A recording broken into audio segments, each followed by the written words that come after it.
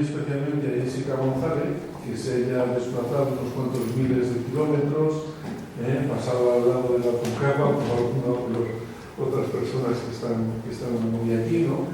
en la sala, para venir a charlar con nosotros y a participar pues, muchas de sus inquietudes de investigación y también de los problemas, ¿no? Que suponen siempre el material empírico que es nuestro laboratorio, que nos obliga a movernos de un lado a otro, buscar como otros en las bibliotecas y seguir las pistas que nos parecen mejores, ¿no? para dar alguna respuesta a nuestras preguntas, ¿no? Y más ahora también en los tiempos que nos sacuden estas coyunturas de pánico general, ¿no? con la amenaza de una pandemia declarada incluso por organismos internacionales, lo que exigirá seguro que Jessica tenga que hacer también ciertas medidas de prevención al retorno a Chile, ¿no?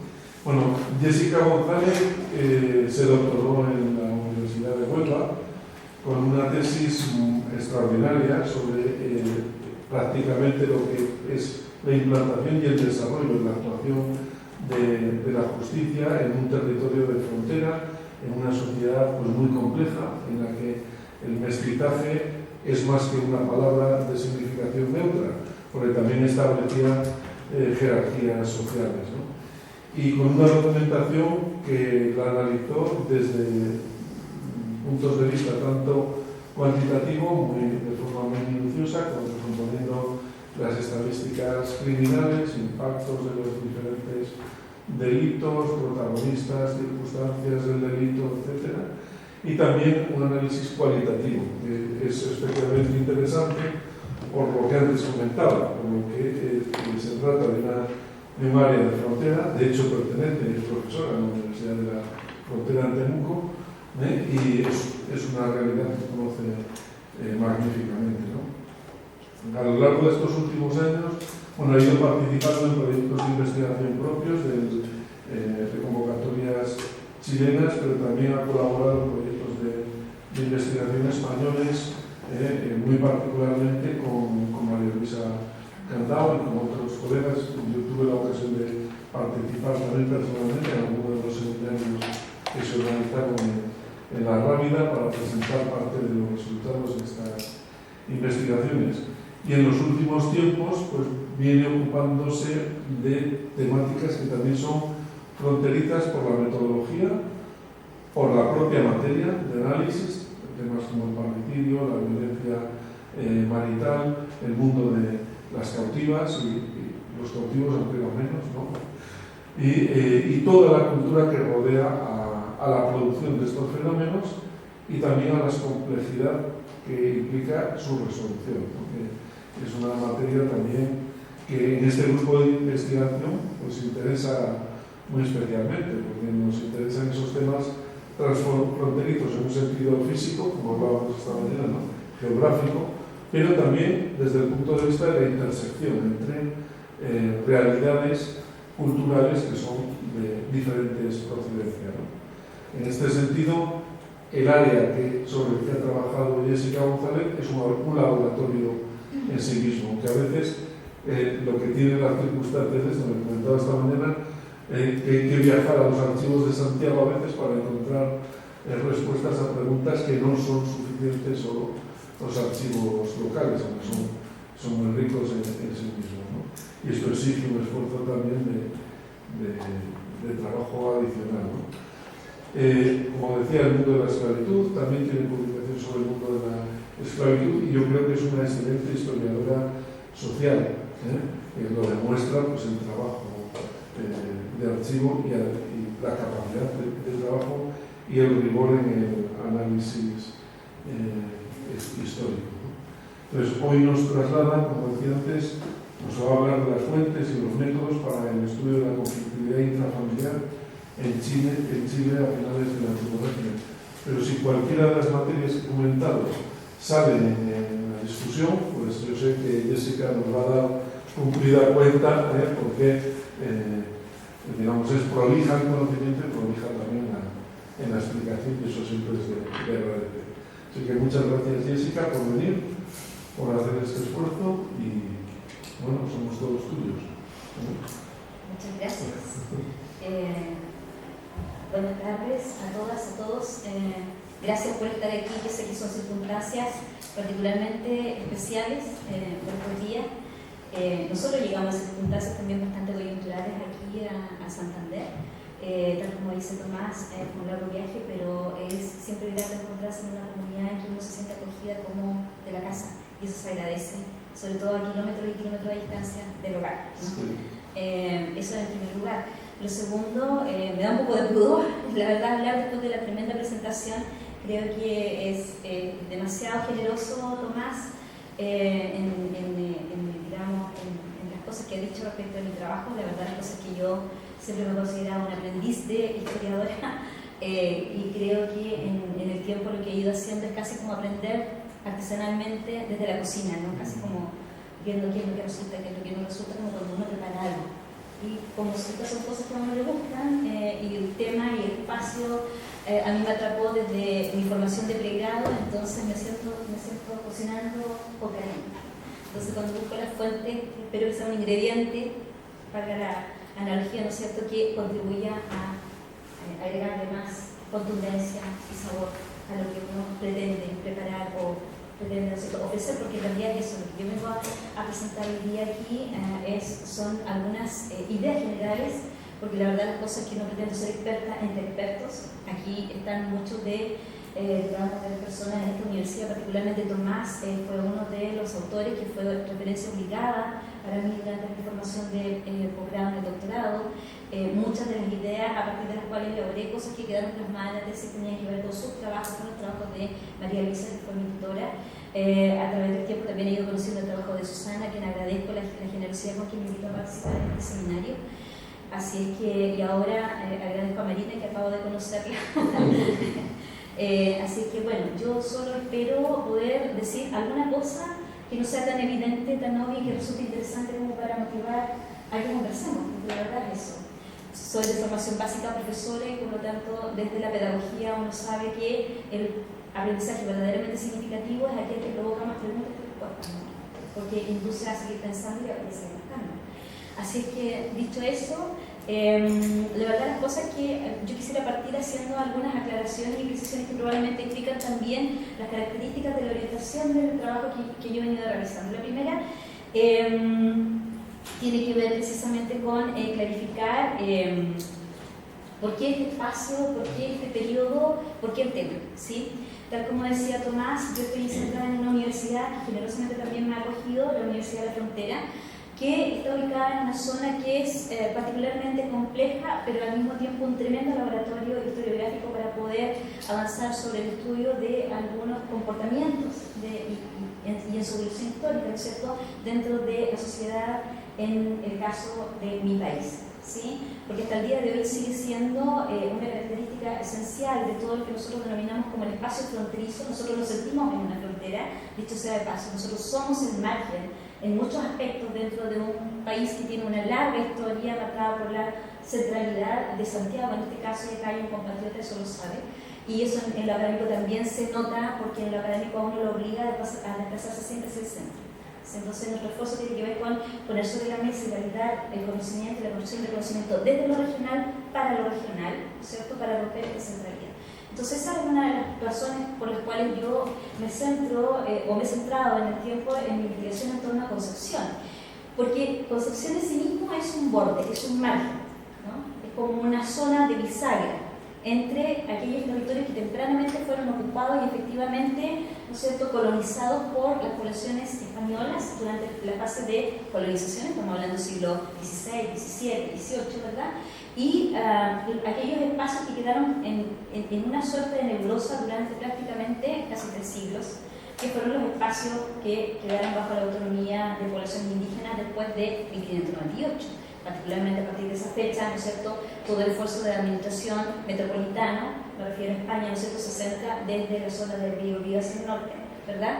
Y Y más tarde, con la configuración del Estado republicano a inicio del siglo XIX, el esfuerzo también, en alguna medida, ¿no es cierto?, quedó concentrado durante buena parte del siglo XIX, también ese sector, y en realidad a partir de la década del 30, 50 y 80, 1930, 50 y 800, el Estado Nacional trata de avanzar sobre este territorio. Entonces, toda la zona comprendida entre Concepción y prácticamente Valdivia, Chiloé, es una zona que tiene un funcionamiento muy especial.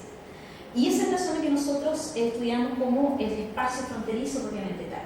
Ahora, ¿por qué yo hablo de 1790 y 1890?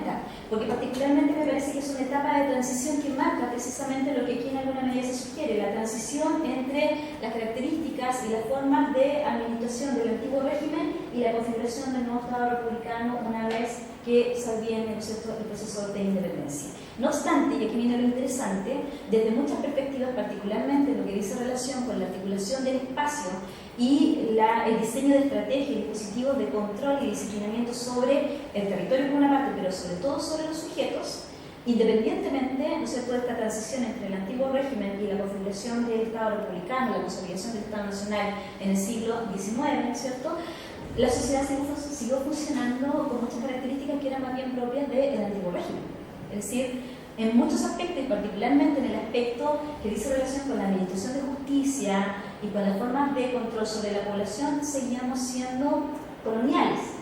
En el hecho, inmediatamente después de la independencia, hacia la década del 20, 1820, una de las primeras medidas que fueron adoptadas por el Congreso, por el primer Congreso Nacional, o sea, que se forma en Chile, ¿no es cierto?, se dictaminó en ese minuto que Chile se iba a seguir rigiendo en términos de administración de justicia, ¿no es cierto?, con los viejos códigos y el conjunto de leyes normativas que regían durante la administración colonial. Eso significó que, en el fondo, la población, ¿no es cierto?, siguió siendo regida por el derecho indiano, el derecho castellano, la ley de las 7 partidas, ¿no es cierto?, y esa situación no varió hasta la promulgación, la pragmática del matrimonio, ¿sí?, ya que vamos a hablar de conflictividad interregional. Entonces, la pragmática del matrimonio, ¿no es cierto?, hasta la promulgación del Código Civil, del primer Código Civil, que en materia matrimonial, de todas maneras, ¿no es cierto?, sigue muy anclado a lo que es el derecho español, ¿verdad? Y esa situación, en estricto rigor, no va a cambiar ni va a romper con las viejas tradiciones coloniales, sino hasta 1874. Si es una continuidad de lo colonial, no sé cómo podríamos denominar. Y si a eso sumamos que estamos hablando, ¿no es cierto?, de espacios que tienen una dinámica particular, cargada por una alta cuota de conflictividad, de confluencia de violencia, de confrontación entre grupos, de segmentación social, de movilidad de población, con características multiétnicas, donde hay un alto porcentaje de población mestiza y donde existe ávida y, mucha conciencia por parte de los sujetos de que es una zona de tránsito, es una zona de entrada y de salida, de una adentro y de una afuera, es como estar y no estar, ¿sí? En el hecho, dentro de las fuentes que yo voy a describir ahora, existía mucha conciencia por parte de las partes involucradas de que, por ejemplo, pasada la frontera del río Biobío, avanzado hacia el sur de Concepción y cruzando un río que era la frontera que se había establecido en 1604, ¿sí? Después precisamente de la acción declarada del año 1598. Se sabía, ¿no es cierto?, que quien quería transgredir las normas o quien había transgredido las normas sabía que si cruzaba el río y se internaba entre poblaciones indígenas, el brazo de la justicia no lo alcanzaba, ¿sí? Y esa es una conciencia vida entre hombres y mujeres, no es una condición específica, ¿no es cierto?, solamente de un segmento de la población prioridad. Entonces, básicamente, esas son algunas de las motivaciones que me llevaron a mí a poner énfasis en tratar de investigar y conocer un poco más sobre este espacio en particular. Por otro lado, me parece que es interesante también mencionar que estamos en presencia de una zona de contacto, tal como ya lo habíamos dicho, y de un enclave que desde la época del antiguo régimen y luego para el Estado Nacional fue siempre considerado como un espacio estratégico. Es decir, la corona nunca renunció a incorporar el sector que estaba al sur del Biobío. Siempre apostó a aumentar el control sobre las poblaciones en torno a la ciudad de Concepción. Concepción era un punto clave. La primera audiencia de Chile se funda en Concepción, ¿sí? Luego obligatoriamente se tiene que trasladar a propósito de la inestabilidad político-militar, ¿no es cierto?, a propósito de los continuos levantamientos. Y a eso hay que sumarle también, tal como decía Rubén, ¿es cierto? Sí, Rubén, nosotros somos una tierra de temblores, ¿no? De conflictos y de temblores, ¿sí? Y eso en la frontera adquiere la connotación de violencia, conflicto y temblor, ¿no? Concepción es trasladada, tiene que trasladarse de un lugar a otro, ¿no es cierto?, a propósito de temblores, maremotos, terremotos, ¿no es cierto?, que incidieron también en diluir un poco los controles e hicieron también del ritmo de la vida, como diría Silvia Rato, ¿no es cierto?, hicieron de este espacio una comunidad que desarrolló una forma de vida especial que podríamos denominar como una forma de vida fronteriza, ¿sí? Y esa forma de vida fronteriza está caracterizada también por la violencia, el uso de la violencia, la existencia de conflictos, ¿no es cierto?, y la recurrencia en el desarrollo de ciertas transgresiones a la luz de los modelos que se intentaban establecer, pero formas de vida cotidiana, muchas veces, ¿no es cierto?, para las poblaciones que estaban inmersas dentro de esas comunidades. Pues bien, en ese contexto, a propósito de tal como decía Tomás, el desarrollo de mi tesis doctoral, a mí me interesó desde el primer minuto intentar estudiar. Yo he tenido dos grandes amores en el mundo de la historia fronteriza, los cautivos, las cautivas en particular, y los conflictos de pareja. Esos han sido como los dos grandes temas entre los cuales he deambulado, ¿no es cierto?, a lo largo de toda mi formación y el desarrollo de lo que yo he avanzado de carrera hasta ahora. Entonces, en ese minuto, más que optar por los cautivos, en el minuto de la tesis doctoral, empecé, a propósito de los textos que leí de Tomás, de María Luisa, me interesó mucho tratar de entender el tema de la conflictividad dentro de las relaciones de pareja.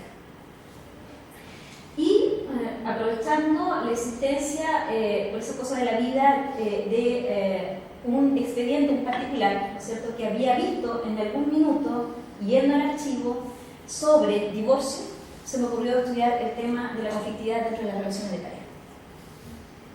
Y particularmente tenía que ver con este expediente que está aquí, que era la causa de divorcio de Manuel Álvarez y Antonio Enrique del año 1876 y que tiene en parte del extracto del expediente frases como esta: no pudiendo sufrir por más tiempo los malos azares que hasta aquí he sobrellevado como lo dicta el mandato de una buena esposa, y sigue la declaración para luego más tarde no ser argumentar esta mujer, doña Manuela, ni mis ayes, ni mis lamentos, ni las consideraciones del desgraciado porvenir, que pueda guardar a nuestros hijos, ni el escándalo que ha dado, ni da a los vecindarios, que da en los vecindarios de los distintos barrios en que hemos vivido, son muelles bastante para conmover su empedernido corazón.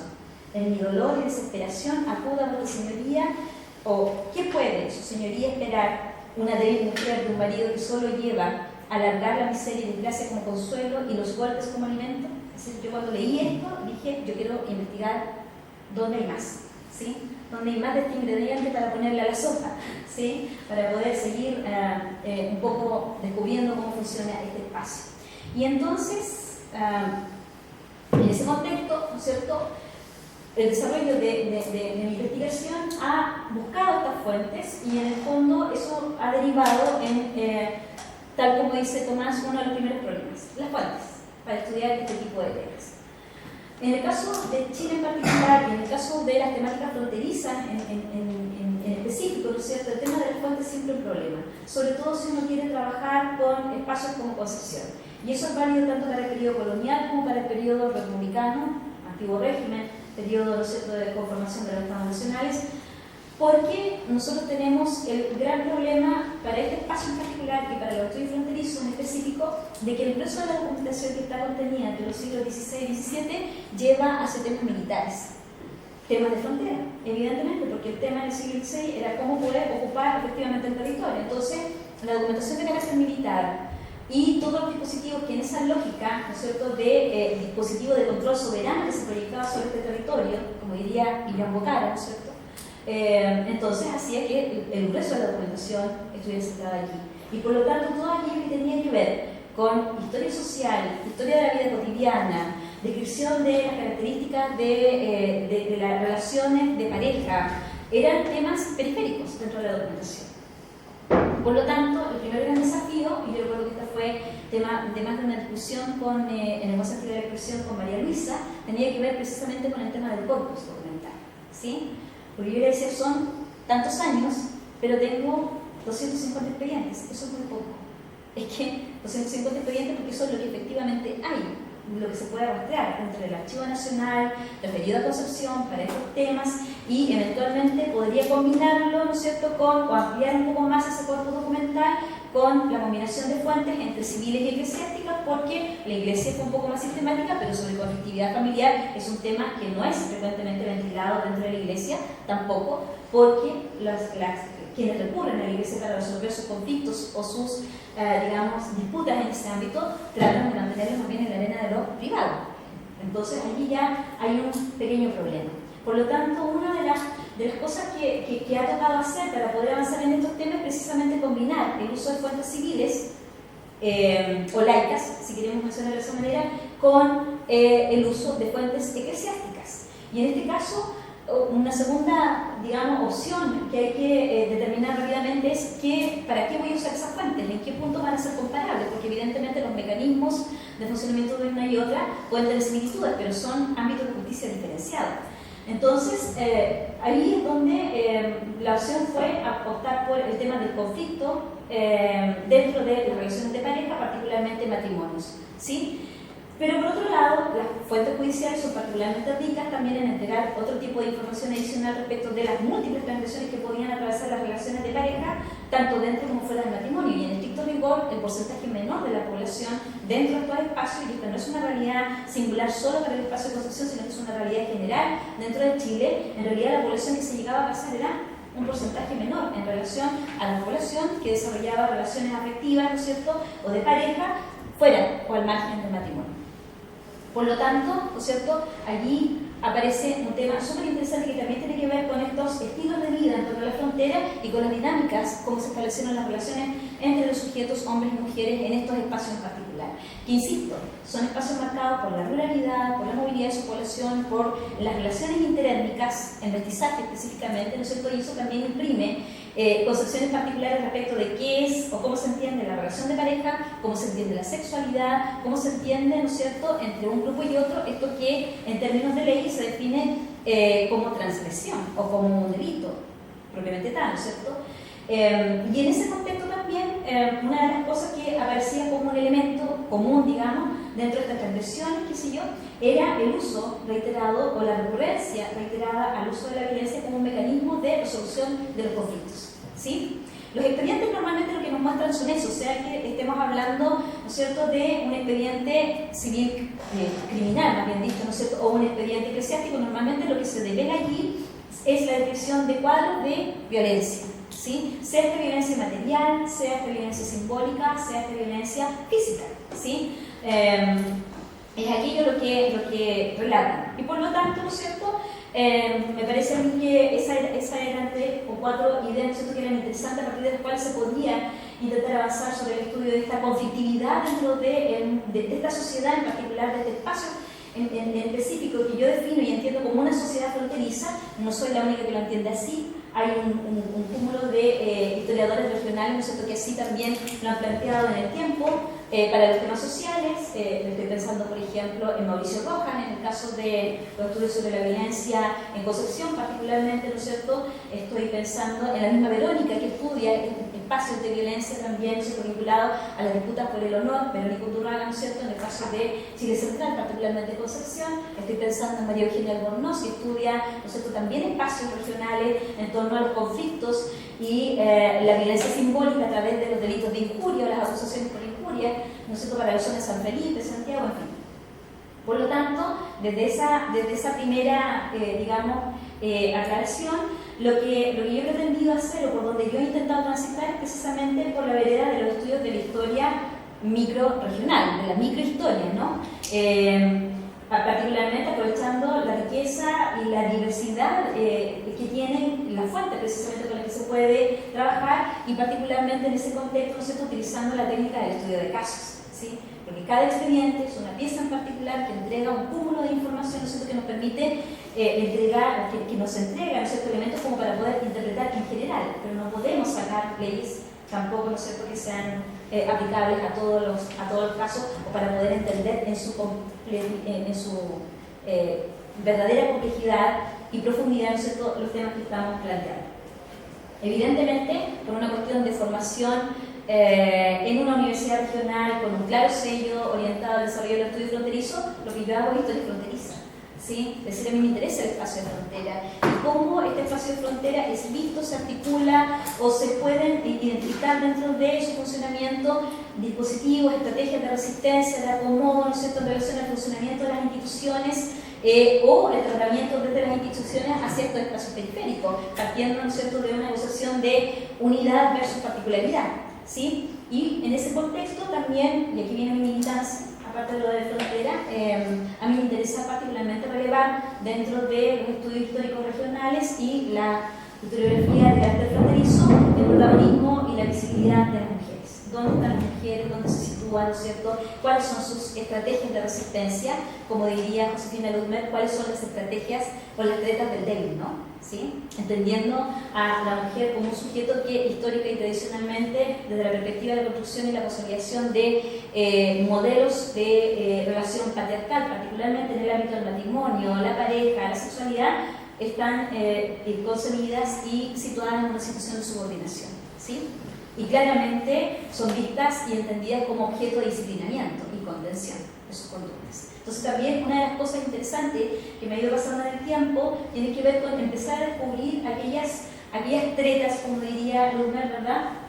Me encanta ese concepto de tretas, ¿no es cierto?, como estratagema, como recurso, como agencia, consciente o inconsciente, pero agencia, ¿no?, de estas mujeres, cómo se van desenvolviendo en este espacio, dentro de esta sociedad y dentro de este mundo fronterizo, con más capacidad de acción y de resistencia de la que la sociedad entera, se supone. ¿Sí? Y entonces, una de las cosas que ha ido apareciendo en el tiempo tiene que ver precisamente con ir encontrando fuentes que dan cuenta de cómo una mujer, ¿no es cierto?, que es objeto de subordinación y violencia, también subordina y también violenta. ¿Sí? Y ahí es donde aparecen mis famosas mujeres parecidas, ¿no? A propósito de algunos expedientes en particular que han ido apareciendo dentro del corpus general de investigación.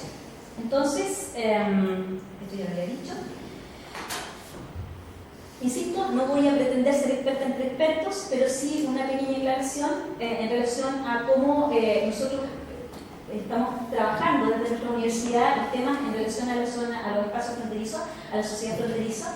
Básicamente lo entendemos, y en esto yo creo que coincidimos, esto como espacios de margen frontera con características interraciales, por lo tanto son espacios de mucho mestizaje en el amplio sentido del concepto, ¿no es cierto?, no solamente en la expresión o la sección biológica de mezcla, sino que mezcla cultural, ¿no es cierto?, mezcla biológica evidentemente, pero también mezcla de estrategia y mecanismos, ¿no es cierto?, de vinculación, adaptación, etc. Por lo tanto, el espacio fronterizo aquí se entendía en una doble dimensión, sociocultural y territorial, y particularmente para el caso de los temas de justicia y de conflictos, particularmente nosotros los entendemos como un límite también de control de la institucionalidad.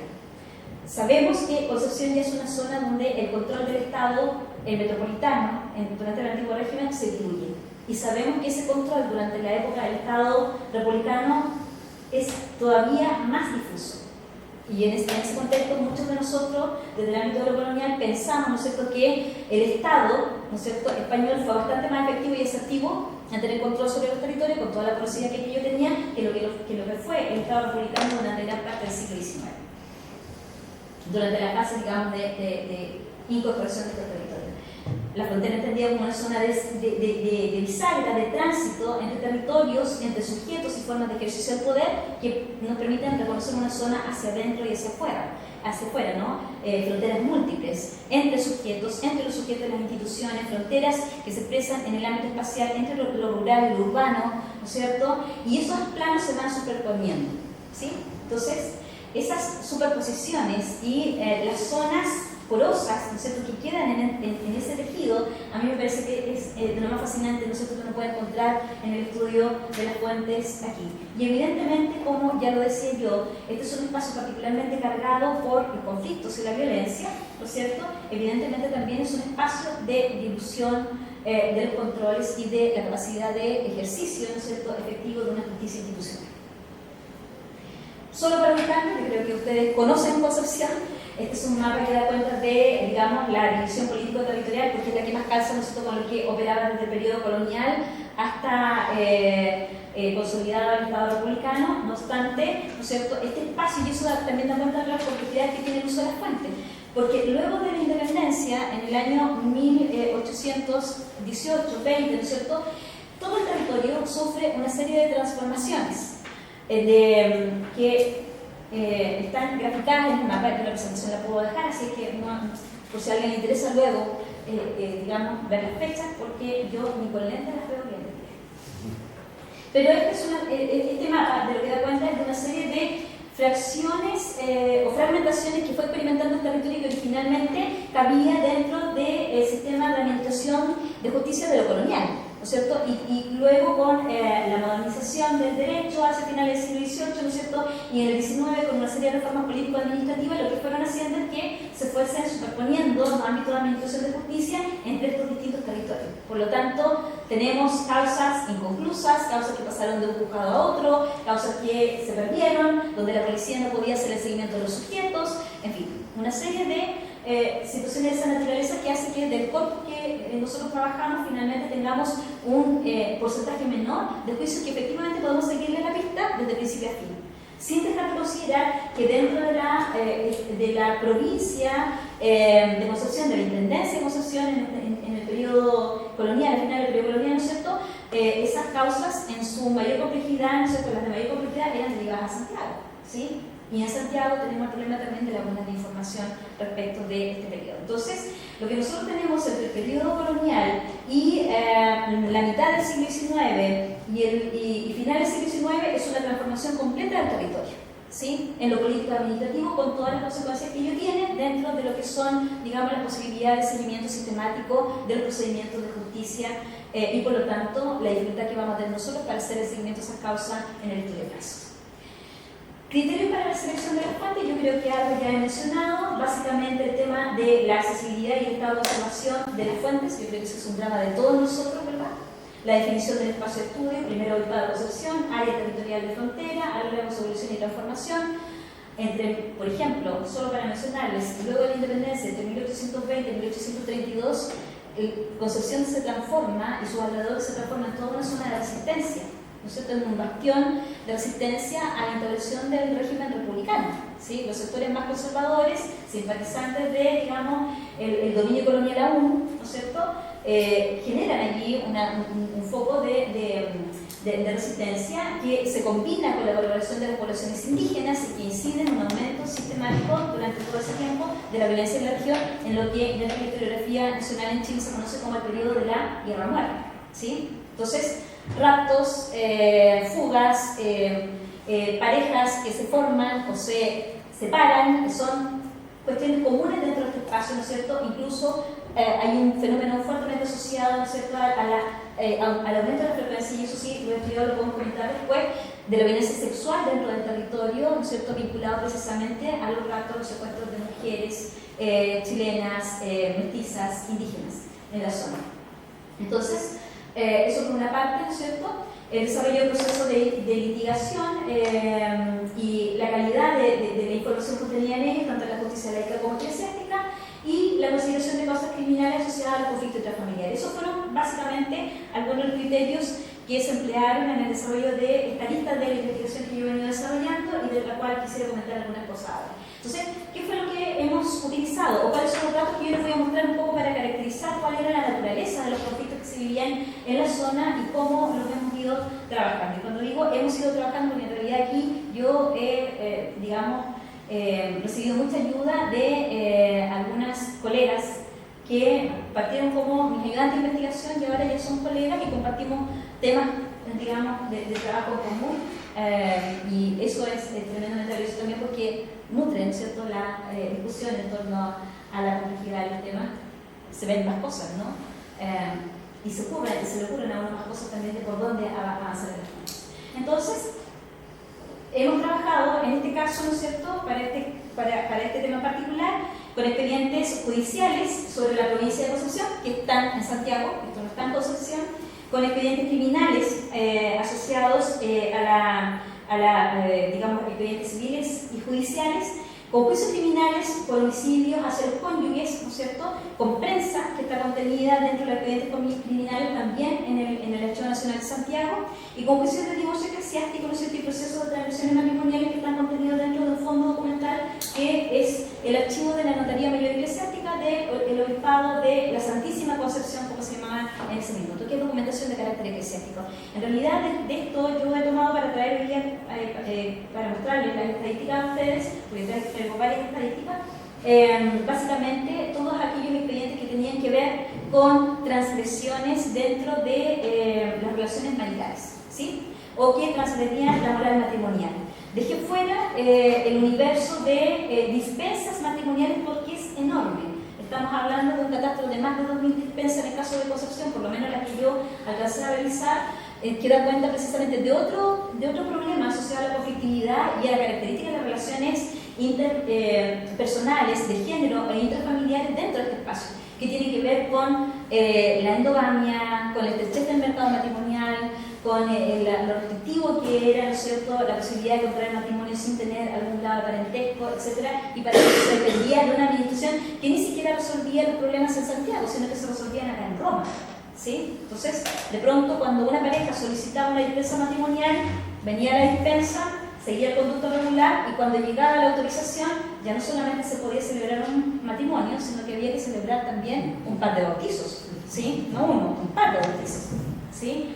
O cuando se pedía, qué sé yo, por razones de moralidad o corrupción, ya la moralidad había quedado por el suelo y el escándalo era público y conocido dentro de los lugares donde esta solicitud se presentaba. Yo creo que esa es una fuente fantástica también, ¿no es cierto?, para poder trabajar, la de las dispensas matrimoniales, que esa es una, no alcanza la vida para hacer todo lo que uno quisiera, esa es una de las cosas que están ahí pendientes para poder trabajar, ¿sí?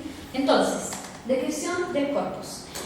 En estricto rigor, yo estoy hablando aquí de un universo, tal como se los mencioné en su minuto, de 243 expedientes.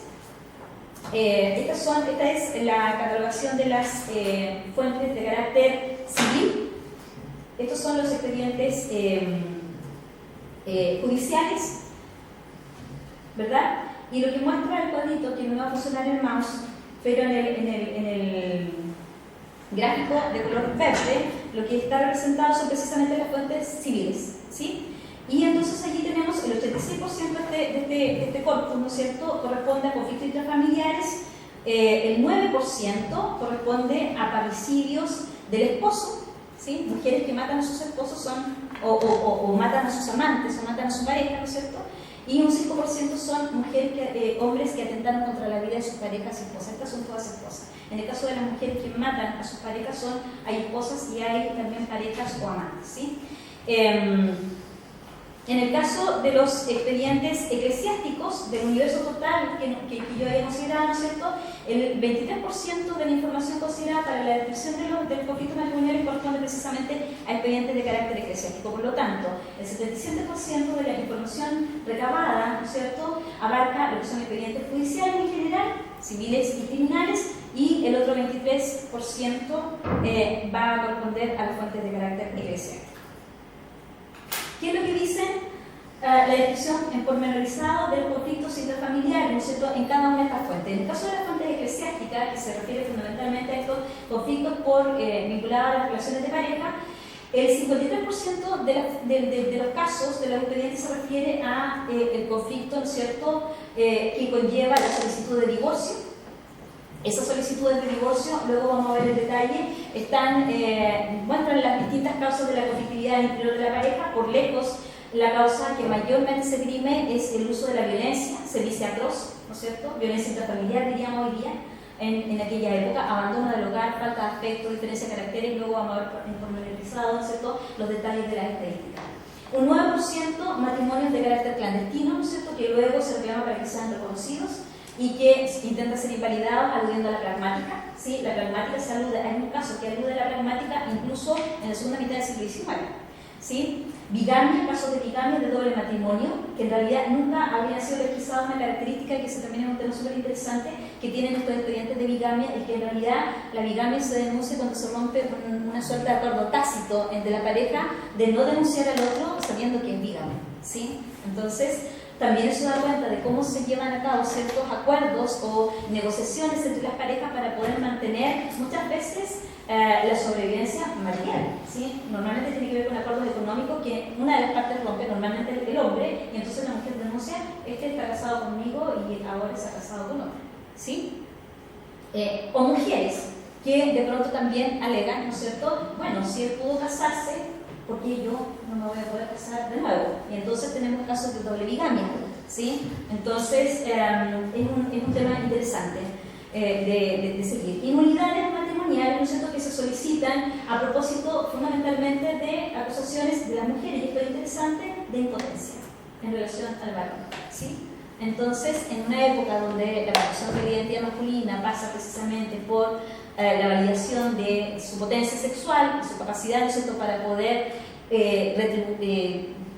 tributar a la función del matrimonio, eso es un tema también interesante, ¿no? Entonces, eso en relación a las fuentes eclesiásticas o a los juicios por divorcio. En relación a las fuentes judiciales, propiamente tal, ¿no es cierto?, lo que tenemos es un espectro más amplio, ¿no es cierto?, de denuncias que van desde la bigamia. Me borro los porcentajes. Ok. Ya, pero de todas maneras acá se distingue, ¿no es cierto? El azul más intenso son promesas de matrimonio rotas. Voy a intentar describirlo acá, tendría que abrirlo en el computador para mostrarlo, pero lo podemos ver después para ir avanzando, ¿no? Pero sí se entiende que las causas mayoritarias son las que están en amarillo, o mostaza, no sé cómo lo ven ustedes, yo lo veo más en amarillo acá, entonces que corresponderían al divorcio. Luego tendríamos las disputas por bienes, donde la acusación específicamente que se esgrime allí es que el marido no se está dilapidando los bienes de la mujer, o está, qué sé yo, mal usando el aporte de la mujer como dote al matrimonio, sea por las razones que haya sido. Normalmente es alcoholismo o juegos, ¿sí? Esas dos son las razones que se esgrimen. Sevicia atroz, que es lo que está en más oscuro, como café oscuro, arriba, ¿no es cierto? Esa es la causa mayoritaria. Y hay otras que tienen que ver, por ejemplo, con los matrimonios clandestinos, ¿no? Etcétera, que también se denuncian por lo civil. Entonces aquí hay otro problema, que de pronto se superponen causas entre lo civil y lo eclesiástico, ¿sí? Hay un caso en particular que recuerdo que fue uno de los últimos casos que estuve revisando antes de venir y que tenía que ver con la acusación de un señor que demanda a su mujer por adulterio y instala en el juzgado, en la Notaría Mayor Eclesiástica, primero la demanda de divorcio, la obtiene rápidamente porque aporta como medio de prueba cartas que escribió su mujer y que recibió su mujer de su amante. Entonces, en menos de un año el caso estaba resuelto, y una vez que tiene la sentencia de divorcio eclesiástico, va con esa sentencia interpone una demanda por lo civil, en lo criminal contra su esposa por adulterio, y entonces el caso, el expediente, la prescripción completa, lo que arroja es que la mujer y su amante permanecen en la cárcel durante 2 años y el caso queda inconcluso porque este marido, ¿no es cierto?, se va de Concepción y no se le puede seguir notificando para seguir los comparendos y los alegatos de la causa. No tenemos una sentencia completa que dé cuenta de cómo terminó el proceso, porque hasta ahí llega, digamos, la notificación. Pero ese tipo de problemas son a los que uno se enfrenta cuando estudia este tipo aquí sí me dejo los porcentajes. Que uno enfrenta cuando trata de abordar este tipo de temáticas. Yo los veo, ustedes no. Y solo hay algunos. ¿Sí? Sí.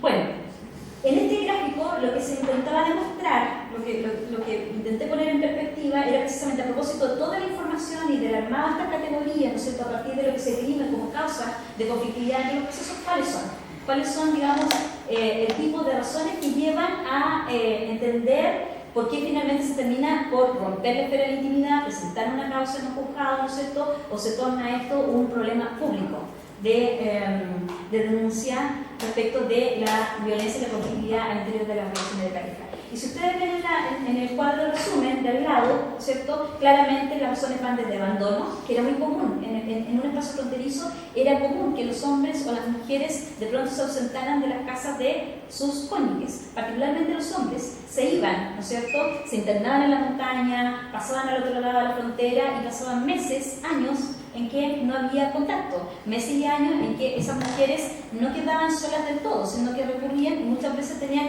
otras relaciones de pareja durante el tiempo que duraba la ausencia del marido. Entonces encontraban las causas, declaraciones, por ejemplo, esta mujer, ¿no es cierto? O tengo un hijo en común con ella, pero ella tiene 3 hijos, los otros 2 hijos son de otras parejas, etc.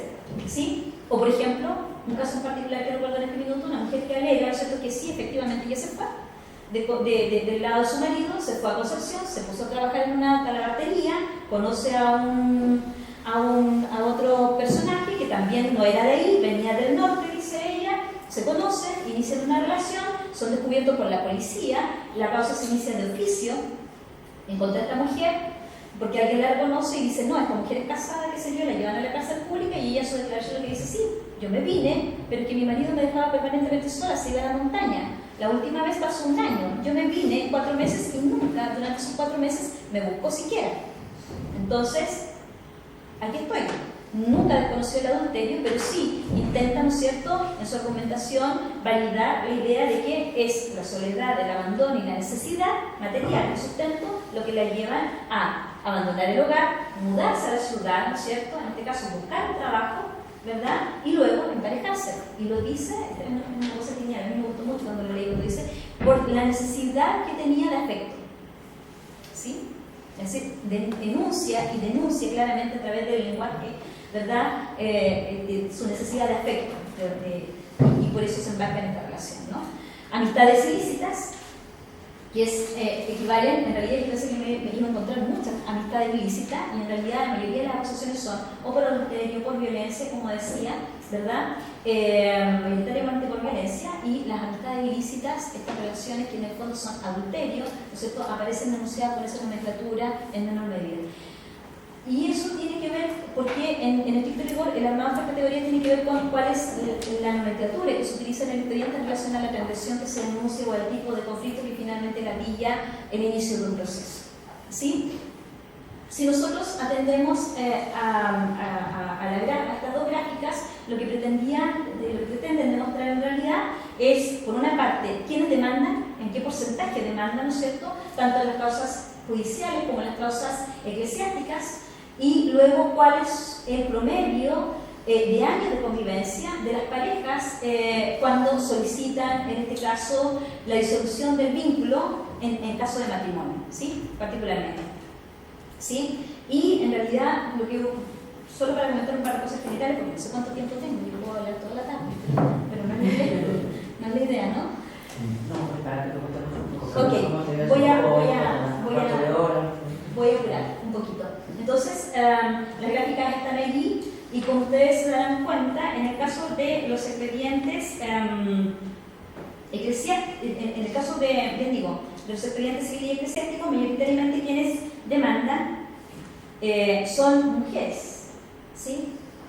Mayoritariamente son mujeres las que recurren a la justicia. En menor medida, en ambos casos son los varones. Y en el caso de los promedios de edades, ¿no es cierto?, lo que yo lo voy a constatar es que mínimo pasan 5 años de convivencia conflictiva en las parejas antes de que se atrevan a iniciar un proceso, o que finalmente la autoridad pública de oficio inicie la persecución o la denuncia, o interponga la denuncia en relación a los conflictos que se esgrimen dentro de los expedientes.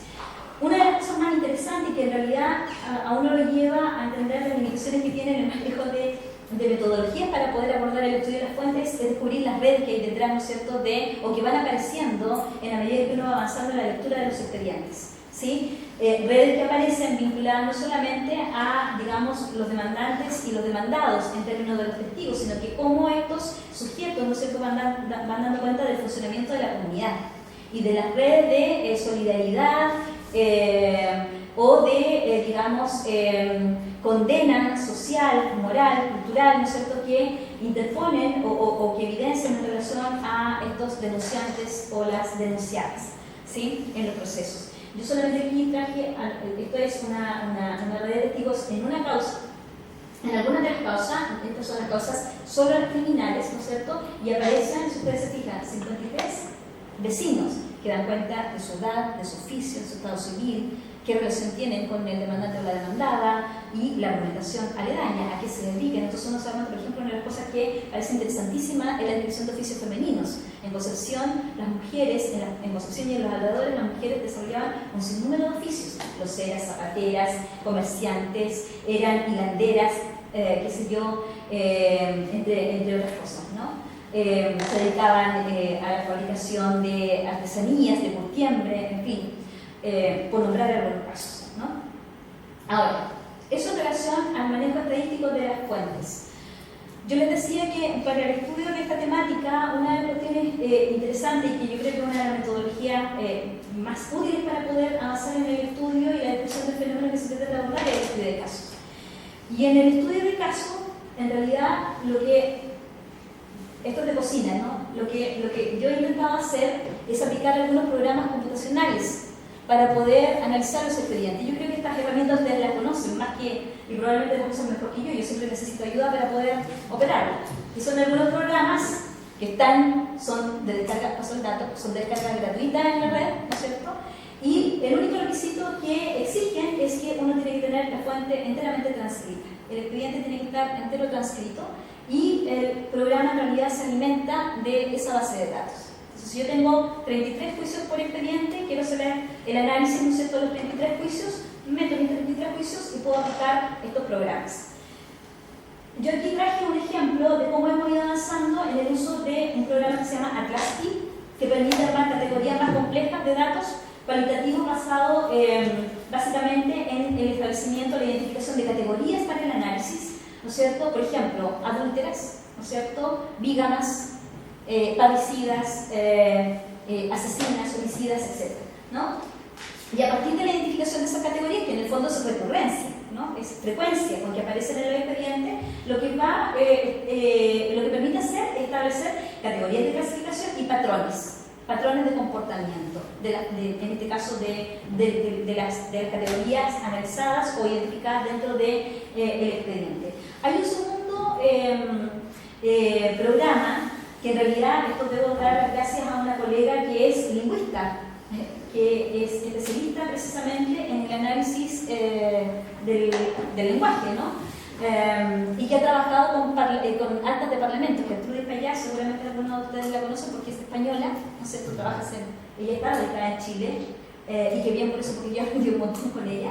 Y ella me habló en alguna oportunidad de un programa que lo que busca son recurrencias lingüísticas precisamente, ¿sí?, que se llama TestAt, ¿sí? Y este programa lo que permite es eso: hacer listas de frecuencias de palabras de concordancias lingüísticas por búsqueda, ¿no es cierto?, dentro del expediente. Por ejemplo, uno de los temas que en el último momento he estado tratando de avanzar en el análisis tiene que ver con descubrir con qué frecuencia se usa dentro del expediente judicial, que es mucha en realidad, el recurso de las emociones. Se interpelan las emociones como un recurso de justificación de la violencia o como una estrategia, ¿no es cierto?, para avanzar en la consecución de determinados fines dentro de un juicio. Por ejemplo, yo quiero el divorcio, entonces digo, ni mis ayes, la primera cita, ¿no es cierto?, ni mi lamento han sido suficientes para conmover su empedernido corazón. Eso es pura emoción, ¿sí? Entonces, ¿con qué frecuencia, ¿no es cierto?, encontramos los expedientes y entre expedientes hay ciertos códigos comunes que se utilizan, que a uno lo hacen pensar que aun cuando no existen, ¿no es cierto?, muchas veces proximidades ni geográficas, ni tampoco, digamos, de concurrencia del urbano o lo rural, pero sí hay ciertos códigos comunes que se manejan y que se utilizan como argumentación a la hora de ir a litigar frente a una autoridad, a la hora de pedir un recurso de pobreza, a la hora de insistir en la necesidad del divorcio, a la hora de justificar un parricidio. Es decir, yo me separé, me quise separar, pedí la licencia del obispo, me la dio, y usted, gobernador, me obliga a volver con mi marido, hágase cargo usted de lo que va a pasar porque yo no sé. Ese fue el argumento de una de mis mujeres parricidas, ¿no? Y entonces ya alude al constante dolor, a la tristeza, el llanto, ¿no es cierto?, como un recurso emotivo, ¿no es cierto?, que figura en los expedientes con cierta frecuencia, es una cosa súper interesante. Y el UCINET, que es otro programa que es complementario a la Atlasti, que permite precisamente hacer mapas de redes, ¿cierto? Construir redes de categorías para poder precisamente entender la vinculación entre los sujetos y cómo nos van apareciendo allí las redes al interior de las comunidades y en su vinculación entre parientes, amigos, qué sé yo, vecinos, con la autoridad, en términos de las instituciones, etc. ¿Sí? Y para mostrarles cómo he ido usando estos mapas, traje un ejemplo que tiene que ver precisamente con esta otra deriva hacia la que he ido llevando la investigación, que tiene que ver con estas mujeres que toman la violencia como un recurso para resolver los conflictos donde ellas mismas son objeto de violencia. Traje el ejemplo aplicado a dos casos de mujeres parricidas. Ellas fueron en el siglo XIX, segunda mitad del siglo XIX, primera y segunda mitad del siglo XIX, 1853 una, 1857 la otra, fueron ejecutadas, efectivamente fusiladas por haber concurrido en el asesinato de sus maridos, una en forma directa, la otra a través de sicarios, y también con participación de ellos, ¿no es cierto? Entonces, en relación a esto, este es el catastro de las mujeres que he logrado identificar como mujeres parricidas, ¿no es cierto? Dentro de las que están precisamente Liliana Rodas y Carmen Pino, que son los casos que les quiero comentar con más detalles. Si ustedes se fijan en la gráfica, que es una gráfica muy simple, es una tabla, nada más que una tabla, ¿no es cierto?, donde se identifican algunas categorías como la edad, el oficio, el móvil, ¿no es cierto? Si leen lo escriben, porque esa es una cuestión importante que dice relación con cuánto comprenden lo que queda finalmente escrito por un escribano, que es un intermediario, que yo creo que ese es un tema también interesante de explorar dentro de los ámbitos de justicia, ¿no es cierto? El tema de los mediadores, ¿no es cierto? Y en el ámbito fronterizo eso es más importante todavía porque, por ejemplo, cuando tenemos a una persona que es española o criolla y entiende y habla el español, no es lo mismo que cuando hay un sujeto que es indígena y que por lo tanto medio habla el español, medio entiende el español, ¿sí? Y entonces allí el traslate de código, ¿no es cierto?, es súper importante de identificarlo, y a propósito de eso es precisamente que he tenido muchas conversaciones con Gerta Payás, y entonces ahí el tema del mediador, del intermediario, es fundamental. Este intermediario, que en este caso podría ser el escribano normalmente, ¿no es cierto?, es la bisagra entre un sujeto y otro, entre el agente de justicia y el sujeto, entre el demandante y el demandado, es una figura clave, ¿no es cierto? Entonces por eso es importante identificar estas categorías si leen y escriben, ¿no es cierto?, si firman o no firman, ¿sí? Que es un formalismo, ¿no es cierto?, dentro del expediente, pero que en el fondo es un temazo, ¿no es cierto?, dentro de las características que tienen los expedientes judiciales. Si concurrieron en la práctica de los homicidios de manera separada o conjunta, ¿cuál es la vinculación? ¿Con quiénes, no es cierto?, finalmente atentaron contra las víctimas? Si con su amante, si solas, acompañadas, con sicarios, no sicarios, etc. Cuando decimos sicarios, ¿no es cierto?, estamos hablando de a una persona a la que se le paga para que concurra en el asesinato del otro. Y finalmente, los lugares. Esto es importante porque también una de las cosas que es como uno de los desafíos que en lo personal tengo es poder establecer un mapa de la criminalidad, de la violencia y la transgresión para la provincia de Concepción, ¿no es cierto? Entonces en eso también hemos ido avanzando un poquito. Eso es un tema aún pendiente, falta mucho más por hacer, pero por lo pronto, ¿no es cierto?, la identificación de los lugares contribuye a eso. Y la sentencia, para ver en qué medida, ¿no es cierto?, finalmente los procesos tienen o no tienen conclusión, y eso da cuenta también de cómo funcionan los regímenes de justicia y la capacidad efectiva de control de las instituciones para llegar a estos espacios y sobre estos sujetos, ¿no? Entonces, si nosotros revisamos las fuentes, tal como decía, hay un porcentaje menor de hombres. Si uno lo compara con hombres que mataron a sus mujeres, solo 2 fueron condenados de los 4 o 5, ¿no es cierto?, que asesinaron a sus mujeres. Y las condenas pasaron, en el caso de uno, el destierro a la isla de Juan Fernández, compatriota acá me va a entender, la isla de Juan Fernández en lugar de destierro, ¿no es cierto?, y el otro, una condena digamos, el primero, condena de por vida, destierro a la isla de Juan Fernández, y el segundo a una condena al trabajo forzado en la Plaza Fuerte de Aragua, ¿sí? Puerta de entrada a la frontera histórica, ¿no?, que yo mencionaba en la mañana. Y en el caso de las mujeres, 4, ¿no es cierto?, son condenadas a la pena de muerte, 2 fueron remitidas a las casas de recogida en Santiago, y las otras en los procesos figuran sin sentencia. ¿Sí?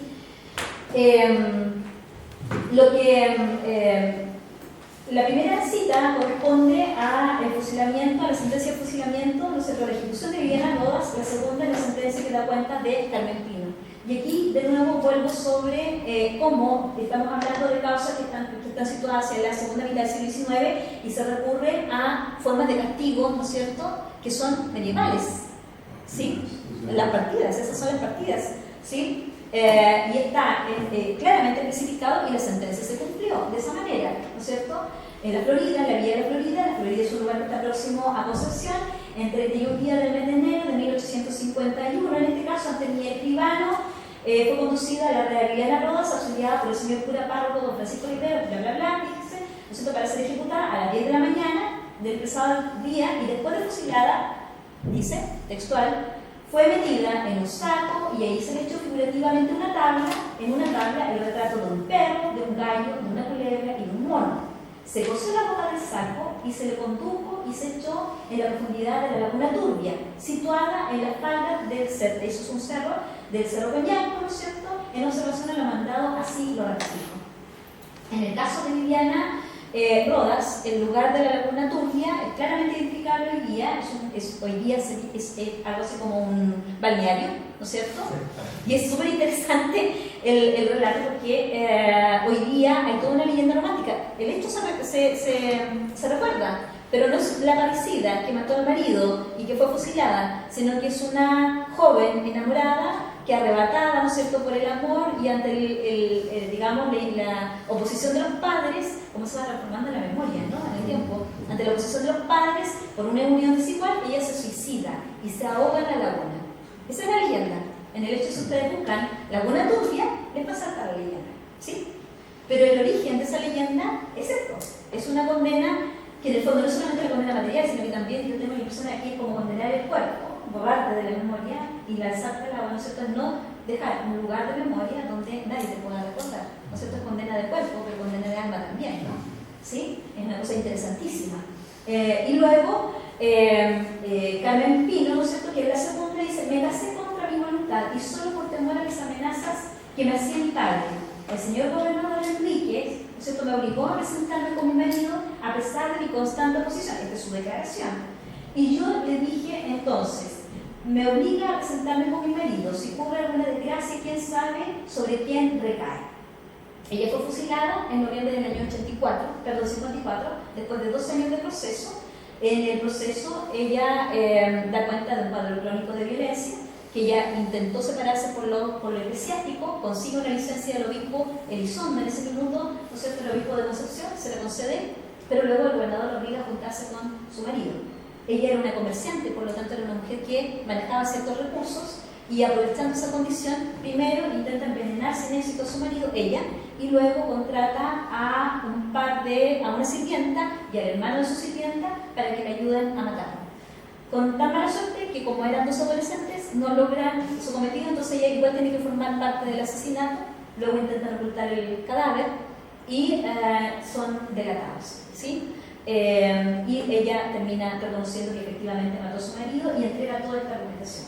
Lo interesante del caso es que se movieron muchos recursos y este fue uno de los casos más bullados en Concepción en el siglo XIX, al punto que corrieron rumores de que cuando se le ejecutó, ella en realidad fue ayudada a escapar y hubo gente que declaró que incluso la habían visto en Buenos Aires, gozando de buena salud, ¿no es cierto? Y había mujeres, ¿no es cierto?, que se transformó en una suerte así de salvadora de mujeres, que le mandaban cartas a la cárcel o le pedían favores después de muertas, hace como una niñita, ¿no es cierto?, le iban a pagar favores por haberla librado de un mal amor, etcétera, etcétera. Y también, lo interesante de este último caso es que se engancha, digamos, muy bien, o casa muy bien con todo el periodo en que se inicia toda una discusión en relación a la legitimidad o no legitimidad del uso de la pena de muerte en Chile, en el siglo XIX, ya, ¿no es cierto? La pena de muerte fue eliminada en el siglo XX en nuestro país. Pero en esta época ya había comentarios o había toda una discusión impuesta en el Parlamento en relación a la legitimidad o no de la aplicación de este castigo y particularmente respecto de la necesidad de establecer cárceles por separado, porque en el siglo XIX, ¿no es cierto?, aún no existían las cárceles femeninas. ¿sí? Existían las cárceles públicas, me refiero, existía la casa de recogida, ¿no es cierto? Estaba la orden del buen pastor, que se dedicaba a enmendar a estas mujeres transgresoras, pero no a las criminales. Es decir, una prostituta iba a una casa de recogida, una vaga, no sé, una anciana iba a una casa de recogida, pero una criminal, una asesina, confesa, no. Ellas iban a parar a la cárcel pública. Y entonces allí había todo un tema, ¿no es cierto?, de violencia a la que quedaban expuestas estas mujeres, de la que no sabemos nada, porque no se ha investigado aún, ¿sí? Por eso también uno de los temas que una cosa va llevando a la otra, ¿no es cierto?, que importa es seguir la pista. ¿Qué pasa con estas mujeres dentro del sistema de reclusión? Y para eso no tenemos fuentes, muy pocas fuentes. Una de las pocas fuentes que existen para poder hacer seguimiento a los criminales dentro de las cárceles son los llamados libros de visitas de cárceles. Pero para el caso de Concepción existen muy pocos, son muy fragmentarias la información y también muy mal. ¿Sí? Si alguna vez existió esa fuente, en mayor cuantía se ha perdido, porque en el Archivo Nacional, por lo menos, para el caso de Concepción no está. Yo he logrado reconstituir solamente una visita donde hay mención a catástrofe de mujeres, pero sí hay muchos cuadernos de visitas de cárceles, ¿no es cierto?, donde se alude al reglamento carcelario, pero no hay estadísticas que den cuenta de cuántos hombres y cuántas mujeres tenemos presentes en ese espacio, particularmente. ¿Cuántas? Y luego de eso, ¿no es cierto?, si no hay estadística, no podemos determinar cuántas son chilenas, cuántas son mestizas, cuántas son indígenas, ¿sí? Es una información muy fragmentaria, ¿sí? Entonces, ese es un tema al que hemos intentado seguir la ruta. ¿Cuándo comienzan a haber registros más sistemáticos, pero estadísticos, no cualitativos, ¿no es cierto? A partir de la creación de la Oficina del Registro Civil, y eso a partir de la década de 1860 en adelante. Aparecen los denominados anuarios estadísticos, que entregan las estadísticas de delincuencia en general, que permitirían establecer algunos patrones comparativos en Concepción, en relación a otras zonas, con mayor control, por ejemplo, respecto a la criminalidad, pero con estadísticas generales, no específicas respecto de, digamos, edad, oficio, origen étnico, no aparece. En todo caso, aún así hemos logrado hacer algunas cosas. Esto que puse aquí básicamente es una descripción de cuáles son los pasos cuando aplicamos el ACRASTI o el UCINET para armar estas categorías. Se crea una unidad hermenéutica, ¿no es cierto? Se carga el documento, se alimenta el programa con esta información para que haga la codificación y luego vamos estableciendo estas familias de datos, ¿no es cierto?, para la generación de la red. Es más o menos eso, ¿no? Cargamos la información, se carga el expediente, aparecen las categorías, ¿no es cierto?, y luego resulta esto, que en el fondo lo que nos va dando es la red de relación entre cada uno de los personajes con quienes, ¿no es cierto?, testigos y vecinos, los agentes institucionales, etcétera, etcétera, ¿no es cierto? Y eso lo hemos hecho, bueno, yo traje el ejemplo de estos dos expedientes, pero lo estamos haciendo con todos los expedientes, que no son muchos, en realidad son 11 expedientes de parricidas. Es más fácil tener la transcripción y alimentar las redes y ver qué nos aparece allí, ¿no? ¿Qué es lo que nos aparece allí? En el caso de Viviana, perdón, este es el caso de Carmen Pino, evidentemente sus redes son mucho más amplias, porque ella es una mujer pública, es una mujer que se vincula con los vecinos a diario, es una mujer que de una otra manera compromete también en alguna medida los testimonios de otras mujeres o de otros vecinos, porque mantienen deudas en su negocio. En el hecho, a uno de sus sicarios lo que le ofrece es pagarle 11 piezas de plata y además borrarle las cuentas que tiene en su negocio y entregarle 4 camisas, ¿sí? Entonces, hay toda una negociación. Entonces, es súper interesante. Y la tercera técnica que hemos empleado para ir avanzando en el estudio de esta temática es cartografía. Es decir, no solamente establecer frecuencias, sino que distribución física. Y aquí lo que yo hice, voy a volver atrás, demostrarles dónde están las causas, ¿no es cierto?, de nuestras mujeres criminales, parricidas en este caso. 3 de ellas están situadas específicamente en Concepción, 2 son de la Florida, 1 es de Quillón y 2 son de Juchacay. Que coincidentemente, si uno hace un estudio en general de todo lo que son los expedientes judiciales por transgresiones, son Juchacay, Florida, ¿no es cierto?, y Quillón son las zonas en que mayor frecuencia aparecen delitos de bandolerismo, violaciones, estupros, secuestros, etc. Entonces, en el diario Sur, que es una de las fuentes que he consultado en el último tiempo, aparece una suerte durante el año 54, sobre todo el año 54, 1854. Hay muchas noticias que intentan establecer una asociación casi directa entre la Florida y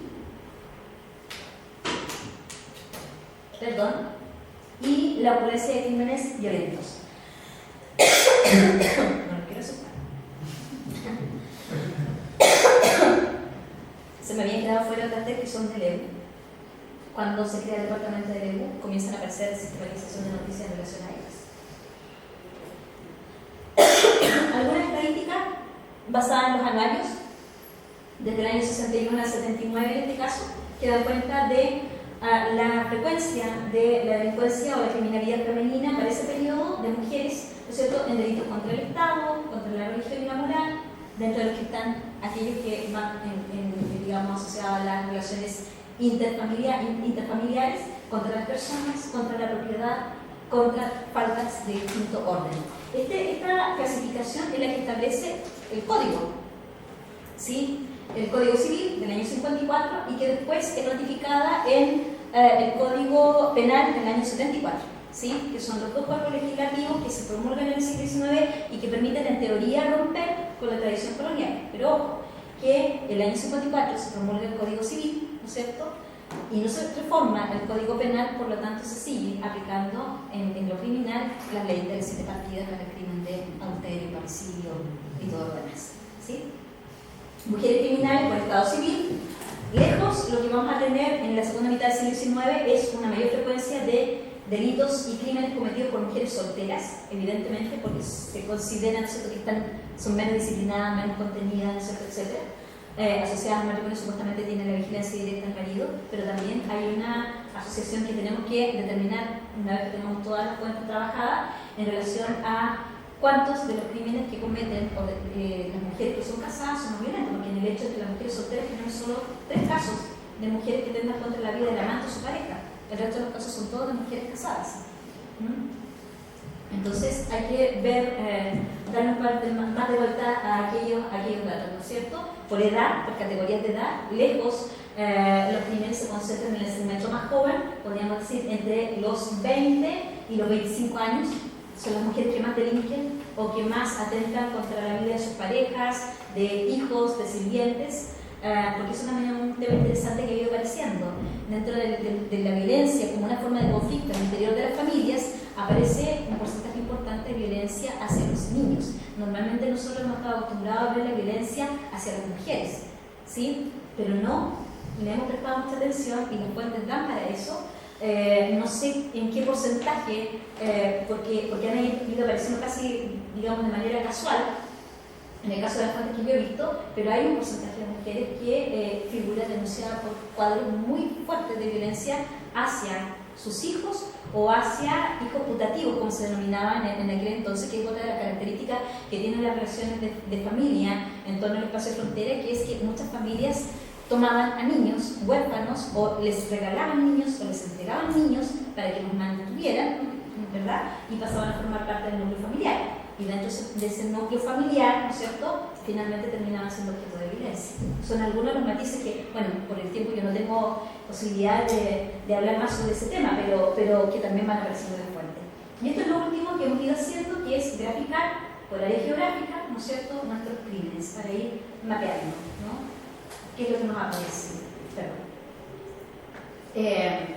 En Concepción, en Quirihue, Parral, Yumbel, que son todos, forman parte de este espacio fronterizo de Concepción, ¿no? Eso es lo que yo quisiera compartir con ustedes ahora.